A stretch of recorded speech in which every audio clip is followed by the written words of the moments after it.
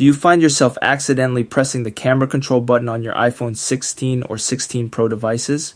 Well, in today's video, I'm going to show you how you can change the press sensitivity for the camera control button so that you prevent those accidental presses and camera activations. But before we start with this video, if you're new to the channel, please make sure you subscribe to our channel for more similar iPhone and other tutorial videos. And without wasting your time, let's start right away. Open the settings on your iPhone, then hop over to this accessibility section. The next step is to scroll a bit down and find this camera control button, and that's what we want to open. When you get to this page, you're going to see a couple of options which we can customize for the new button, and you can disable the button completely if you don't want to use it anymore.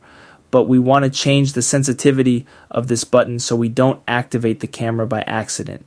You're going to see three different options: the lighter option, the default, and firmer.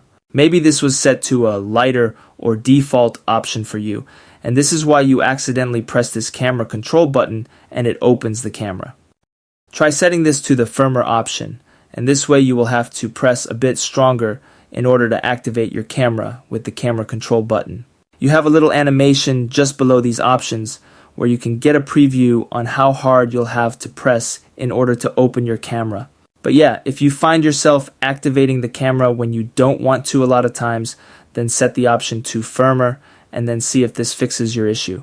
But if it doesn't and you want to turn off this button completely, then turn this switch off and you're good to go. Thanks a lot for watching this video, everyone, and I'll see you soon.